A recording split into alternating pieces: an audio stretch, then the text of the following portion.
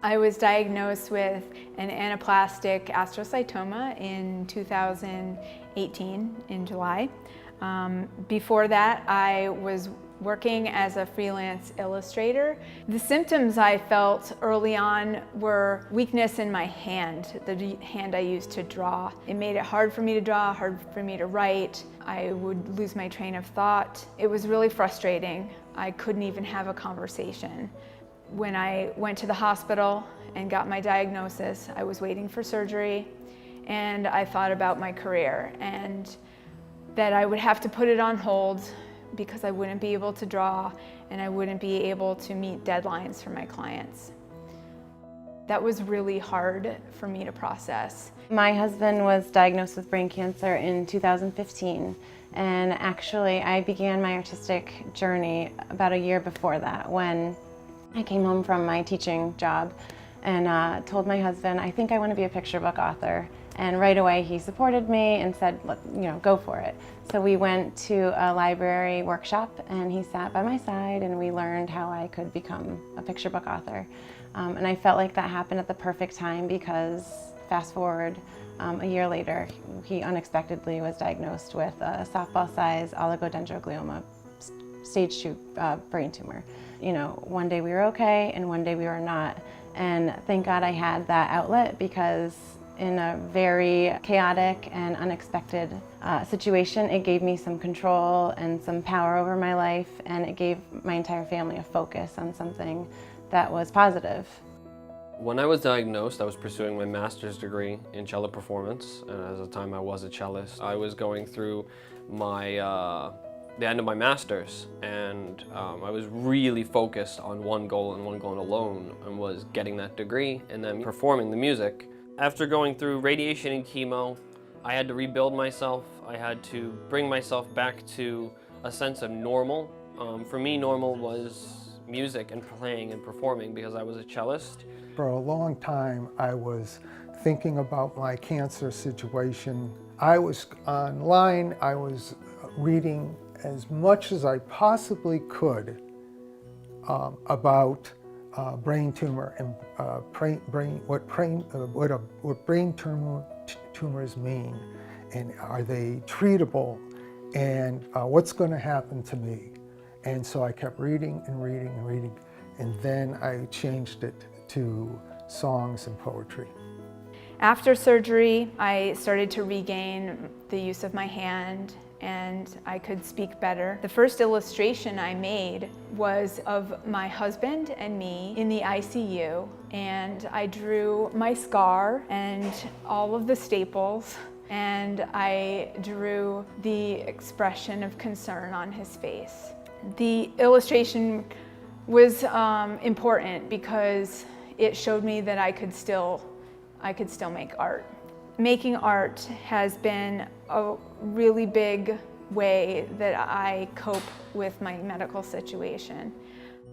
It distracts me and boosts my confidence. So I decided to test the waters, and my husband and I collaborated on a manuscript for a picture book based on my experience in the hospital, and I made some sketches to go along with it. It was not easy to write, but we did it together. It was a good opportunity for us to process what we had been through.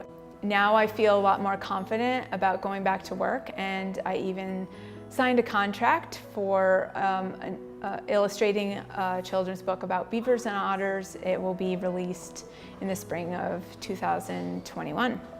I went with my wife to Barnes & Noble, and waiting for her, I looked around and I found the poetry section, and I started to read one of the poetry books that had poems that were maybe six words or 10 words, and that was something I'm able to do, and I started to read those, and I got very interested, and so I read that book, and from there I went on to her second book, the author's second book, and I started to get very involved and joined some classes, and boom, a year and a half ago I do poetry almost every day. I don't think about my cancer journey as much because I'm doing poetry Doing poetry, I would say, is the opposite of stress, or what I say, a good kind of stress. And so I can go there, and I can go there, like I said earlier, every day. When I would get my MRIs, it would be a month and a half that I'd start freaking out and get anxious. Now I just had a MRI a couple of days ago, and I didn't really think about it or get anxious about it just to maybe a day or two before. So that's a huge change from when I first had it to how I'm experiencing now. It is a quantum leap in terms of me reading. Actually, a couple of days ago, I finished a novel that was 400 pages, and I haven't read a book in 7 years because of my brain tumor. I couldn't really do it. And now, because of the poetry I've been doing and reading, I could read a novel again. I actually finished the draft for the first book that I sold down at Duke in the waiting room during his 10-hour awake craniotomy. And our parents were there, and they were all sleeping, and I had my laptop, and I was busy working because it was something I could control. And I knew that I wanted to put the gray brain tumor awareness ribbon in the book somehow, and I wanted to include an author's note. And I wasn't going to be able to do that unless I got this book written, sold, and published. And I did do that. So I feel like it's given our family some control over our lives in a situation where we don't have much consistency. All the events that I do are all kid-friendly, so it works out where everyone can come with me. Ricky helps me with, setting up or planning for book events that I do. And that's like a release in its own because I don't really have to be away from my family to do that, to get the release. It's a positive thing that we can all do together and everyone feels useful. I had been a solid year after no chemo. I unfortunately suffered a stroke. The irony behind the stroke's even worse is that it really only took my left side and the ability to play. I'm able to do most things in my life. And it was pretty sad when it happened. I'd actually just performed in Carnegie Hall with the New York Pops. And then 2 weeks later, the stroke happened and I lost everything.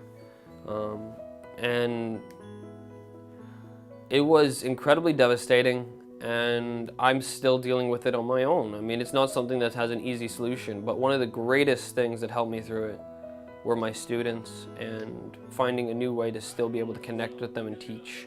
A lot of the technique that I would have shown with the left hand, I now show with the right, so I'll hold their instrument and I'll show them the motion they'd have to do, still showing what the bow does. I just tried to figure out what I could do by giving back to my students. And each one of them wants to do something completely different, but as long as I can help them through that journey, it gave me something to really work towards. But you make the choice to say, hey, I'm gonna give this a try. You're taking the power back at least. You're taking the ability to say, hey, I can give this a go. And maybe it doesn't work. It doesn't mean you should get discouraged. Take a drawing class, take anything. I think the ability to create is one of the greatest gifts we have as human beings. Finding something that you're passionate about and something that you can truly take your mind off of the disease, whether it's for 10 minutes or an hour a day, it's really powerful. And it allows you to be stronger for your family that you're trying to support. I recommend that cancer survivors and caretakers use creativity as an outlet for healing. You just need to find something that you can sink your energy into that's not cancer related. That's really important. Not to put any pressure on anything, but if they find their creativity, use it. I think it helps. Rick and we see a neuropsychologist, Dr. Fox, who's amazing. We were just having a hard time communicating because I was trying to figure out how to be a caregiver and he was trying to figure out how to manage brain cancer, and we were both trying to figure out how to manage being parents while all this is going on. And we were really having a hard time. We had a good marriage, we had a good life before all of this, and this just challenged everything.